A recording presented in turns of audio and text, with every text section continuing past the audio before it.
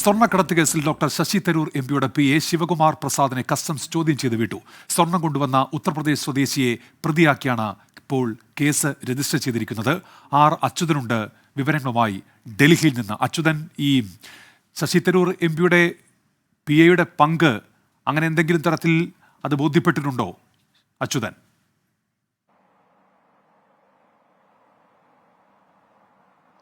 ഉന്മേഷ്, നിലവിൽ ഇതുവരെയും അത്തരം സൂചനകളൊന്നും തന്നെ കസ്റ്റംസ് നൽകിയിട്ടില്ല. ഇന്നലെയാണ് ഈ സംഭവം ഉണ്ടാവുന്നത്. ഡൽഹി വിമാനത്താവളത്തിൽ ഈ സ്വർണ്ണക്കടത്ത് നടത്തിയതിന്റെ പേരിലാണ് രണ്ടുപേരെ, അതിലൊന്ന് ശശി തരൂരിന്റെ PA ആയിട്ടുള്ള ശിവകുമാർ പ്രസാദ് ഉൾപ്പെടുന്ന രണ്ടുപേരെ കസ്റ്റംസ് കസ്റ്റഡിയിലെടുത്തത്. ഇന്ന് ആ ചോദ്യം ചെയ്യലൊടുവിലാണ് ഈ ശിവകുമാറിനെ ഇപ്പോൾ കസ്റ്റംസ് വിട്ടയച്ചിരിക്കുന്നത്. പകരം ഈ സ്വർണം കൊണ്ടുവന്ന UP സ്വദേശിയെ പ്രതി ചേർത്താണ് കേസ് രജിസ്റ്റർ ചെയ്തിരിക്കുന്നത്. മാത്രമല്ല, ഇതിൽ കൂടുതൽ വ്യക്തികളുടെ പങ്ക് സംബന്ധിച്ച കാര്യങ്ങളിലേക്ക് കൂടി അന്വേഷണം നടക്കുന്നതായി കസ്റ്റംസ് വൃത്തങ്ങൾ സൂചിപ്പിക്കുന്നുണ്ട്, ആ സൂചന നൽകുന്നുണ്ട്.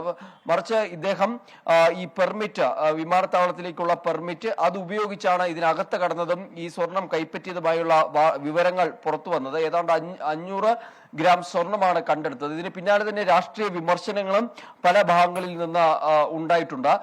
BJP പറഞ്ഞത്, അതിൽ രാജീവ് ചന്ദ്രശേഖർ പറഞ്ഞത്, ഈ CPIM-ഉം കോൺഗ്രസും ഈ സ്വർണ്ണക്കടത്തുകാരുടെ മുന്നണിയാണെന്നുള്ള ഒരു വിമർശനമാണ് ഉന്നയിച്ചത്.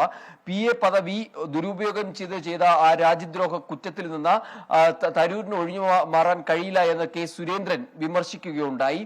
എന്നാൽ KC വേണുഗോപാൽ ഇതിൽ പ്രതികരിച്ചത്, PA ചെയ്ത കുറ്റത്തിന് തരൂരിനെ പഴിക്കാനാകില്ല എന്നായിരുന്നു സംഘടനാ ജനറൽ സെക്രട്ടറി KC വേണുഗോപാൽ നടത്തിയ പ്രതികരണം. എന്തായാലും അത്തരം രാഷ്ട്രീയ വിമർശനങ്ങൾ ഒരു ഭാഗത്ത് ഉടലെടുത്തിട്ടുണ്ട്. മറിച്ച് ഇതിൽ അന്വേഷണം നടക്കട്ടെ, നടപടി സ്വീകരിക്കട്ടെ എന്നുള്ള ഒരു പ്രതികരണമാണ് ശശി തരൂരിന്റെ ഭാഗത്തു നിന്നും ഉണ്ടായത്. എന്തായാലും കേസിൽ ഇപ്പോൾ വിശദമായ അന്വേഷണം കസ്റ്റംസിന്റെ ഭാഗത്തു നിന്ന് പുരോഗമിക്കുകയാണ്. അച്യുതൻ, ഡൽഹിയിൽ നിന്ന്. വിധി ദിനത്തിൽ 24 മാജിക് ജൂൺ 4 ചൊവ്വാഴ്ച രാവിലെ 5 മണി മുതൽ 24-ൽ.